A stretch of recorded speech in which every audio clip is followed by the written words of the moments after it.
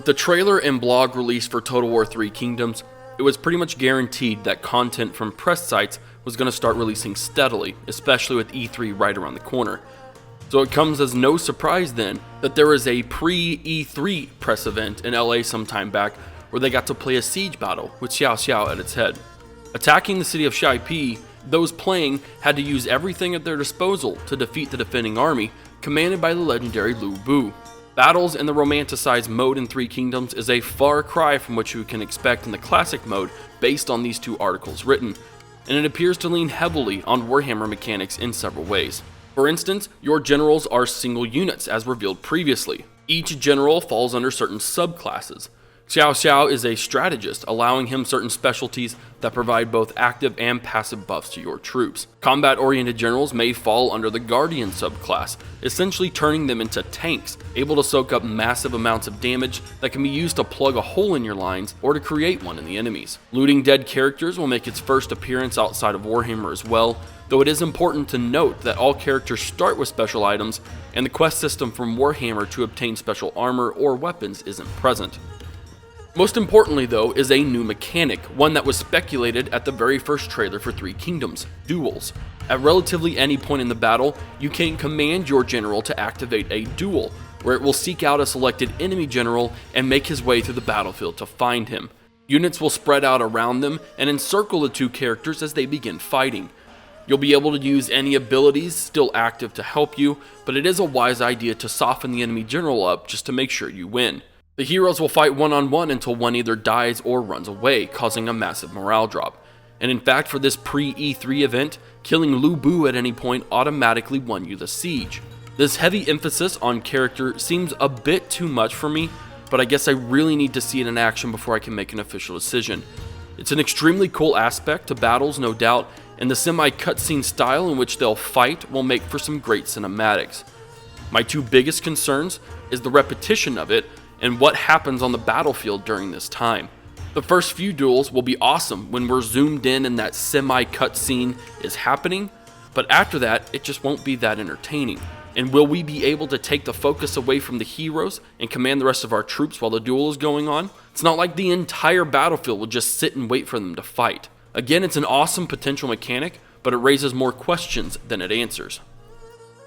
Moving on from the duels and micro of characters a bit, I'll redirect focus on a few aspects of the actual battles that we learned. For starters, the interface is changing quite drastically.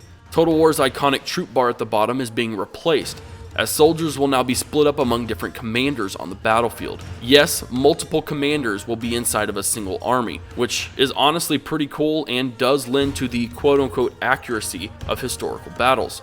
Your groups of troops are called retinues, and no doubt will obtain certain buffs based on what commander is in charge of them. I desperately wish we could have gotten a screenshot of what this looks like, since we've only known a single way to organize your troops. I have absolutely no idea what the interface in this regard looks like, or how battles will change based on this new system, though I do reckon we might get to see at least some of that at E3. Some potential positive expectations is a reworking of Siege AI and confirmed multi-stage cities and settlements, both mentioned in the Eurogamer article. This rework had the AI pull back from one stage on sensing that they were losing and moved to a better choke point or defensible position instead of just simply throwing more troops into the grindfest and always pushing offensively. If this reworked AI truly performs these tactics consistently, I'm hoping that we can see this same tactical movement from the enemy AI on the open battlefields. Battle AI has been the bane of single-player campaigns for a very long time, and to hear about the potential of a smarter battle AI in the works on an alpha build is very encouraging. Moving along to what I'm extremely excited to see is the user interface and design of the game. Hearing from the articles as well as multiple people inside the studio, Three Kingdoms is touted to be the most detailed and gorgeous Total War game to date. Here is a snippet from CG Magazine in their article. Before I go any further, I wanted to touch on the striking interface and overall visual flair in Total War 3 Kingdoms. All the little touches make the interface akin to a painting from the era. Each icon feels as if they were painted on with a Chinese brushstroke style. I have always loved the Total War series looks, has outdone themselves with this title. Even the character models, landscapes, and city design manage this level of care and detail. It is truly one of the nicest games in the series, and that is saying something. The last few Total War games that Creative Assembly has released have been truly gorgeous. The campaign maps have improved immensely over previous titles, and UI design of Warhammer still leaves me in wonder. So to bring that progress into this game, using the artistically rich culture of China, this is an area that won't disappoint me at all. These two articles were fairly eye-opening to Creative Assembly's plan for the game. There is no doubt whatsoever that they are catering to that romanticized side first and foremost with the appeal of Warhammer's fantasy-style gameplay, and the larger-than-life characters of romance fit that style extremely well. However, I can't help but now feel very much that the historical side is not just second in priority, but might truly just get left with very basic things and feel like something slapped on to this epicness that is the fantasy and narrative of romance.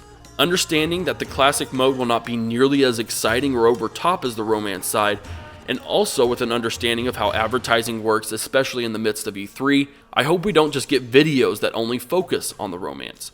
If Creative Assembly honestly wants to cater to both sides, they'll need to find a way to show that through showing some love to the classic mode.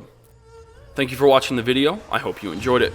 If you did, be sure to subscribe to the channel and follow me on my various social media accounts. This is Havoc, and I'm out of here.